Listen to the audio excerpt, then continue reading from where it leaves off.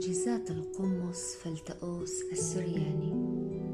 ويكمل ويقول: في إحدى زياراتي إلى دير مارمينا وأنا في الطريق انتابني إسهال شديد جدا مصحوبا بمغص شديد، ولما وصلت إلى هناك وجدت من الآباء كل رعاية واهتمام، وخاصة من الأب الطبيب الذي جرب معي عقاقير كثيرة ومتنوعة، ولكن لم تسفر عن أي نتيجة ولو بسيطة، فتحير إذ لم يجد علاجا. وبسبب شدة الإسهال انتابني هبوط وضعف شديدين، فجلست على الأرض مستندا إلى الحائط.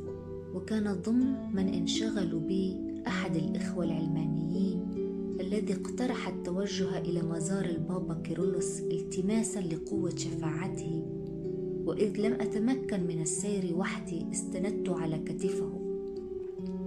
وقد وجدنا المزار غاصا بالزوار فلم نستطع الدخول، فقلت في نفسي لو أنني تمكنت فقط من لمس موطئ قدمي البابا كيرلس فهذا يكفي لشفائي.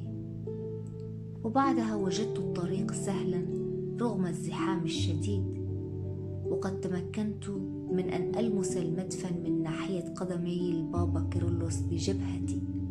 وأقول الحق والله يشهد على ما أقول أنه ما أن لامست جبهتي رخام المدفن حتى شعرت بالقوة تدب في أوصالي، وعاد النبض إلى دقاته المعتادة، وزال المغص والألم والإسهال في الحال.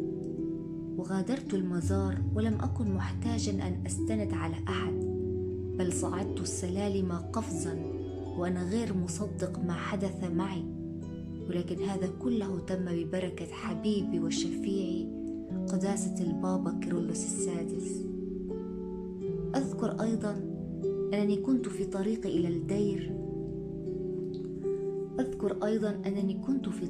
إلى دير مارمينا ذات يوم مستقلا سيارة أحد الإخوة العلمانيين، وكنا في فرحة غامرة نصلي ونستمع إلى مدائح للشهيد مارمينا والبابا كيرلس. ورغم أن السيارة كانت في حالة جيدة، لكننا فجأة شاهدنا دخانا يتصاعد منها فانتحينا جانبا، وقام صاحبها بالكشف على المحرك فتبين أن المياه قد نفذت من الرادياتر، وبفحصه وجده مثقوبا فتسربت المياه كلها رغم أنه كان ممتلئا قبل أن نتحرك في اتجاه الدير. فقلنا إن هذه معاكسات شيطانية ولابد من استكمال الرحلة، لكن شعرنا أننا في حاجة إلى معجزة ولا حل سواها، فطلبت من صاحب السيارة أن يملأ الرادياتر بالماء، ثم رشمته بعلامة الصليب المحيي، وقلت ببركة مارمينا والبابا كيرلس سنصل إلى الدير.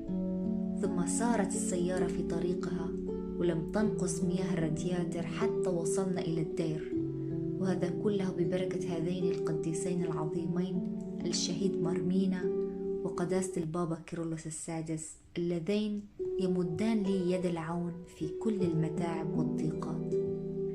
في ذات يوم ذهبت إلى دير مارمينا، وحدث أني توجهت إلى مزار البابا كيرلس وسجدت عند جسده، ثم جلست في مضيفة الدير حيث كانت الساعة 9:30 ليلا، وانخرطت في حديث روحاني مع بعض الآباء إلى ما بعد منتصف الليل، وذلك دون أن آخذ بركة الشهيد مارمينا.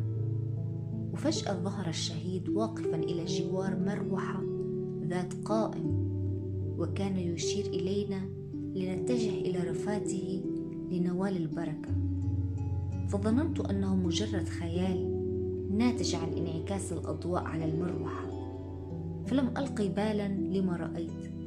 وبعد حوالي 5 دقائق ظهر الثانية، ولكن بطريقة أوضح، كأنه متجسد، وحول وسطه منطقة ذهبية لامعة. فتوقفت عن الحديث وقمت على الفور داعيا من حولي للذهاب سريعا لمزار الشهيد العظيم مارمينا لنوال بركته، لأن ظهوره مرتين خلال 5 دقائق إنما لينبهني لتقصيري في تكريمه. فتوجهنا جميعا إلى المقصورة التي بها رفاته المقدسة. المقدسة، فوجدناه واقفا وكأنه ينتظرنا، وبعدها اختفى. فسجدنا لله سجود العبادة والرهبة، ثم سجدنا عند رفاة الشهيد مارمينا سجود الإكرام والتبجيل.